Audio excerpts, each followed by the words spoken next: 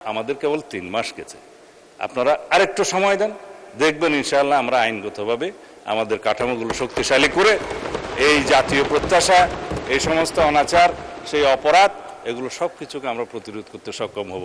জুয়া প্রতিরোধ আইন 1867 সনের আইন, সেই ব্রিটিশ আইন দিয়ে আমরা এখনো চলছি, সেইটা 1867। নতুন করে আশা করছি সংসদের এই সেশনে আইনটা আনতে পারবো, ফাইনাল স্টেজে আছি, জুয়া প্রতিরোধ আইন। সেই জায়গায় জুয়া, অনলাইন জুয়া, অফলাইন জুয়া, বিভিন্ন প্ল্যাটফর্ম, এগুলো ব্যবহার করে যে অপরাধগুলো সংগঠিত হচ্ছে, তার সাথে মাদকও জড়িত, ওয়েটিং জড়িত, এগুলো এখন আধুনিকায়ন করতে হবে। আমরা আরও অনেক আইন আনার চেষ্টা করছি। আইনি কাঠামোটা দাঁড় করা গেলে সেটা তখন প্রয়োগের ব্যাপার। প্রয়োগের ক্ষেত্রে তখন মিসইউজ হচ্ছে কিনা, অ্যাবিউজ হচ্ছে কিনা, সেটা তখন দেখা যাবে, সংশোধনের মাধ্যমে যেতে হবে। কিন্তু আমরা আইনেই আনি না। মাননীয় স্পিকার, সবাই এখানে আমাকে বলছে যে মাদক প্রতিরোধ করুন, মাদকের জন্য মাদক দ্রব্য নিয়ন্ত্রণ আইনের ড্রাফটটা করে ফেলেছে, এই সেশনে হয়তো আনতে পারবো।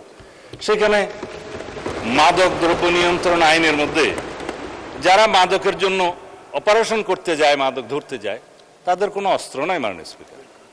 অথচ যারা ড্রাগ ডিলার, ব্যবসায়ী, তারা তাদেরকে অত্যাধুনিক অস্ত্রসজ্জিত হয়ে আক্রমণ করে। তারা কোর্টে মামলা দায়ের করে, কিন্তু পাশাপাশি পুলিশও মামলা দায়ের করে, অন্য কোনো অথরিটি মামলা দায়ের করে। এখন মাদক দ্রব্য নিয়ন্ত্রণ অধিদপ্তরের কাছে তেমন ল্যাবরেটরি সুবিধা নেই এবং তাদের ট্রেনিংয়ের সুবিধা নেই, তাদের অস্ত্র ব্যবহার আমরা করতে দিতে পারি না। অধিকন্তু কিছু কিছু বিষয় আছে, আমার ডগ স্কোয়াড দরকার। যদি ডগ স্কোয়াড দিয়ে মাদক নিয়ন্ত্রণ করা যায়, শনাক্ত করা যায়, সেটা হচ্ছে উত্তম। কিন্তু সেই ডগ স্কোয়াড আমরা 2-1টা বাহিনীর কাছে আছে, যেমন পুলিশেরও একটা ডগ স্কোয়াড আছে, র্যাবের আছে, তারপরে অন্যান্য জায়গার আছে, এগুলো বলবো না, ডিফেন্স ফোর্সের আছে। কিন্তু মাদক দ্রব্য নিয়ন্ত্রণ যখন রিকুইজিশন দেবে, তারা আসবে, করবে, সেই আইনি ব্যবস্থাও নাই। সেই জন্য এখানে একটা ডগ স্কোয়াডের ব্যবস্থা করতে হবে। মোটামুটি মাদকের বিরুদ্ধে আমরা যে ফাইটটা করব, সেটা আইনি সুরক্ষার মাধ্যমে, আইনি ব্যবস্থার মাধ্যমে, এবং মাদক দ্রব্য নিয়ন্ত্রণ অধিদপ্তরকে একটা স্বয়ং সম্পূর্ণ অর্গানাইজেশন করার জন্য সেই আইনি প্রস্তাবগুলো আনবো মাননীয় স্পিকার। এইভাবে আমরা সামাজিক যে অনাচার, অপকালচার শুরু হয়েছে, সেখান থেকে নিষ্কৃতি পেতে পারবো।